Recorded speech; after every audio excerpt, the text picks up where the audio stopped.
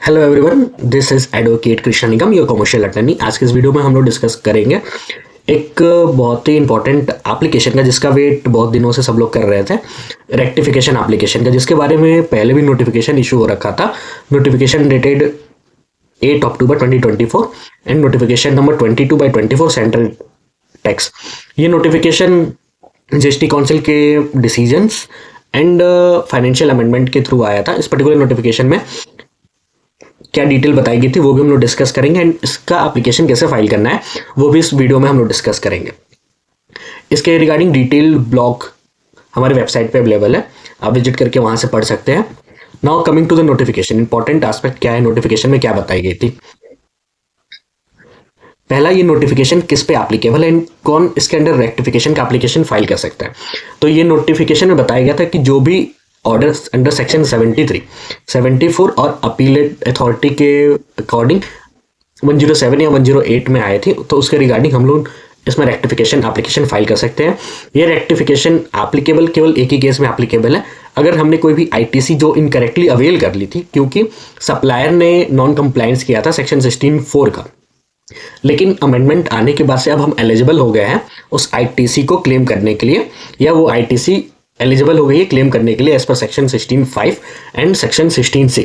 Section 16(5) and section 16(c) के बारे में हम लोग डिटेल में आगे जानेंगे कि सेक्शन 16(5) क्या कहता है, सेक्शन 16(6) क्या कहता है। एंड एक ध्यान देने वाली बात यह है कि अगर कोई भी अपील पेंडिंग है उस पर्टिकुलर ऑर्डर का, तो हम लोग ये एप्लीकेशन रेक्टिफिकेशन एप्लीकेशन नहीं फाइल कर सकते। तो मोस्ट इंपॉर्टेंट, अगर जिन्होंने अपील नहीं लगाई है वो वही केवल रेक्टिफिकेशन एप्लीकेशन फाइल कर सकते हैं, या जिन्होंने अपील लगाई है और उनके रिगार्डिंग एडवर्स ऑर्डर पास हो रखा है तो वो रेक्टिफिकेशन एप्लीकेशन फाइल कर सकते हैं। पहला, जो टाइम लिमिट जो बताई गई है, टाइम लिमिट नोटिफिकेशन के अकॉर्डिंग 6 मंथ की टाइम लिमिट होगी जिस दिन से नोटिफिकेशन इशू हुआ था। तो नोटिफिकेशन 8 अक्टूबर को इशू हुआ था, तो उसके अकॉर्डिंग जो टाइम लिमिट है वो अप्रैल 7, 2025 तक जाता है एज एक्सपेक्टेड। इसका प्रोसेस क्या है कि जीएसटी पोर्टल से एप्लीकेशन फाइल होगा, ऐसा नोटिफिकेशन में लिखा था, एंड जो एनेक्सर ए नोटिफिकेशन में दिया गया था उसको उस एप्लीकेशन के साथ फिल करना है। तो अभी हम लोग आगे सीखेंगे तो एप्लीकेशन कैसे फाइल होगा एंड एनेक्सर ए में कौन सी डिटेल भरनी है। तो हम लोग एप्लीकेशन फाइल करने वाले अथॉरिटी का क्या रोल रहेगा। जो भी एप्लीकेशन फाइल होगा तो अथॉरिटी को 3 महीने के अंदर उस एप्लीकेशन पर डिसीजन लेना है एंड ऑर्डर को रेक्टिफाई करना है। जो अथॉरिटी का डिसीजन आएगा या ऑर्डर आएगा, अगर कोई भी ऑर्डर 73 या 74 से रिलेटेड है तो उसका DRC 08 में आएगा। अगर अपील से रिलेटेड रेक्टिफिकेशन ऑर्डर है तो वो APL 04 में आएगा, अपील 04 में आएगा। इन केस अगर कोई एडवर्स इम्पैक्ट करता है हमारा रेक्टिफिकेशन ऑर्डर, तो प्रिंसिपल ऑफ नेचुरल जस्टिस का प्रिंसिपल फॉलो करना है, मतलब कि पार्टी को एक बार राइट देना है पर्सनल हियरिंग का कि उनकी बातें सुनी जाए एंड फिर डिसाइड की जाए। अब हम लोग डिस्कस करते हैं relevant provision section 16(4), 5 and 6। Section 16(4) कहता है कि रजिस्टर्ड पर्सन आईटीसी लेने के लिए तभी एलिजिबल है अगर वो 30 नवंबर के पहले आईटीसी क्लेम कर चुका है। मतलब कि 30 नवंबर अभी करंट के हिसाब से लास्ट डेट है आईटीसी क्लेम करने का, लेकिन 2021 तक ये जो सेक्शन था उसमें लिखा हुआ था कि जो भी हमारी जो आईटीसी क्लेम करनी है वो हमें सितंबर रिटर्न फाइल करते टाइम ही क्लेम कर लेनी है। तो उसे अब नए में बदल के उसे 38 नवंबर कर दिया गया है। सेक्शन 16(5) ये कहता है, जो कि लेटेस्ट अमेंडमेंट है जिसकी वजह से हम लोग आईटीसी लेने के लिए एलिजिबल हो रहे हैं। तो इसमें ये गवर्नमेंट ने 4 फाइनेंशियल ईयर का जो है वो टाइम लिमिट आईटीसी क्लेम करने का बढ़ा दिया था। मतलब कि फाइनेंशियल ईयर 2018 से फाइनेंशियल ईयर 2020-2021 की जो भी आईटीसी अगर कोई भी 30 नवंबर 2021 से पहले क्लेम कर लेता है या इनवाइस उसके रिगार्डिंग क्लेम कर लेते हैं तो वो पर्सन एलिजिबल है अपनी आईटीसी क्लेम करने के लिए। एंड सेक्शन 16 बात करता है कि अगर कोई भी हमारा रजिस्ट्रेशन कैंसिल हो गया था एंड उसके बाद कैंसिलेशन का रिवोक हो गया था एंड उस पर्सन ने आईटीसी को अवेल किया गया है रिटर्न फाइल करके, भले ही उसका टाइम लिमिट एक्सपायर हो गया था, तो वो भी आईटीसी क्लेम कर सकता है। नाउ अब आगे बढ़ते हैं कि एप्लीकेशन कैसे फाइल करना है, जो कि आज 7 जनवरी को जीएसटी पोर्टल पे अवेलेबल किया गया था। एप्लीकेशन फाइल करने के लिए हमें अपने जीएसटी पोर्टल में लॉगिन करना है। लॉगिन करने के बाद हमें डैशबोर्ड में जाके अंडर सर्विस में यूजर सर्विस में जाके माई एप्लीकेशन में जाना है।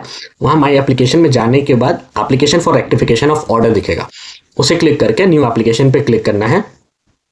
फिर उसके बाद हमें अपना ऑर्डर नंबर डालना है, जो यहाँ पे ऑर्डर नंबर शो हो रहा है वहाँ पे हमें ऑर्डर नंबर डालना है एंड कब इशू हुआ था वो डेट डालना है। उसके बाद ऑटोमेटिक वो पीरियड किस टाइम का है वो ऑटोमेटिक वो सेलेक्ट कर लेगा।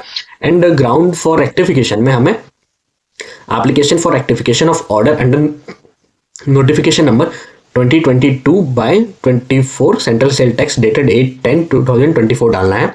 उसके बाद अटैचमेंट में हमें जो एनेक्सर ए है वो अनेक्स करना है। एनेक्सर ए में क्या डिटेल फिल करना है एंड उसे कैसे फिल करना है वो भी देख लेते हैं। यहाँ देखते हैं एनेक्सर ए में कौन कौन सी डिटेल फाइल करनी। जो as per the notification annexure A कुछ ऐसा दिखने वाला है, जिसमें जीएसटी टिन नंबर भरना है, legal name, trade name, order in respect किसके रिगार्डिंग हम ऑर्डर फाइल कर रहे हैं तो उसका रेफरेंस नंबर, ऑर्डर डेट।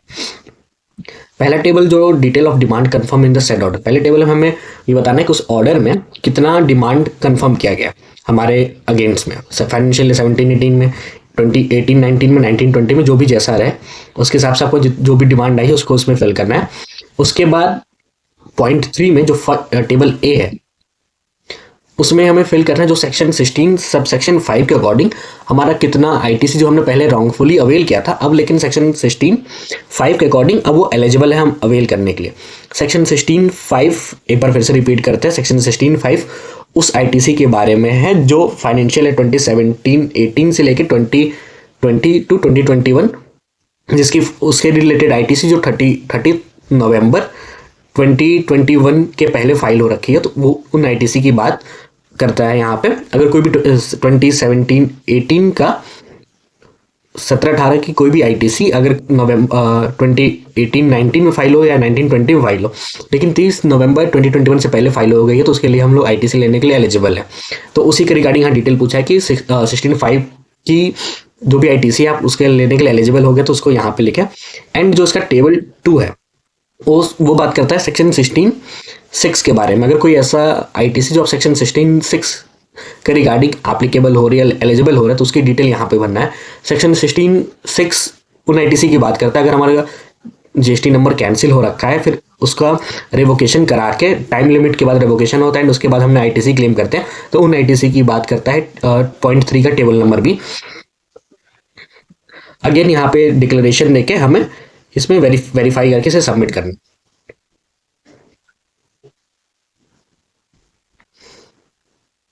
जब हम लोग एनेक्सर ए फिल कर लेंगे तो उसको अपलोड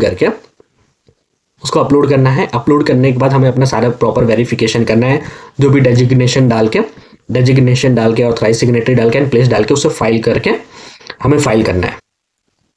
इंपॉर्टेंट बात यह है कि जो भी एनेक्सर ए हम लोग फाइल करेंगे उसका जो इन्फॉर्मेशन है वो एक्यूरेट होना चाहिए और कंप्लीट होना चाहिए। अगर कोई भी एरर होता है तो हमारे एप्लीकेशन रिजेक्ट होने के चांसेस हो जाएंगे।